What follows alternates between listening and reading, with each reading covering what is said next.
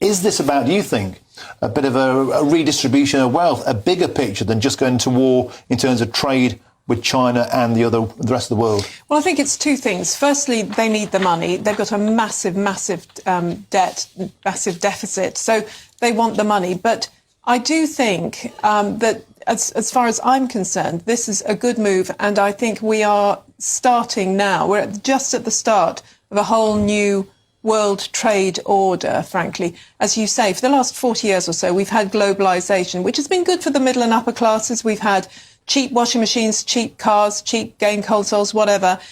When they went wrong, we thought, oh, just toss it out and get a new one. So it's been very much consumerist society, lots of cheap stuff from Asia. But as you say, that's taken it away from our countries, from the West. The West has been hollowed out. Yeah. The working classes have been hollowed out. In this country, you know, if you go to places like Gateshead, if you go to sort of huge swathes of the North, Wales, places, as I say, Nottingham, places where there was a serious community around shipbuilding, around mining, around car manufacture, everything. It's all been hollowed out. They're wastelands. Many of these places, not all, but many of these places are wastelands.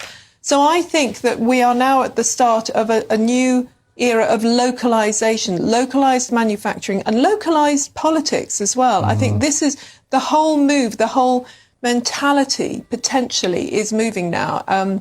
Thanks to this major change in world trade policy. There is an upside.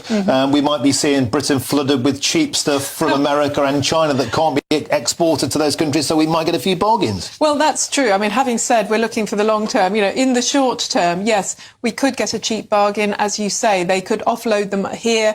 So it's worth looking around. Also, frankly, I think the stock markets are pretty cheap. So if you're an investor, I was just thinking about Warren Buffett. He's awash with cash at the moment. I bet he's rubbing his hands going, just go down a bit further, just go down a bit further, then I'll go and buy. So if you're an investor or if you need a new washing machine, happy days in the next few months.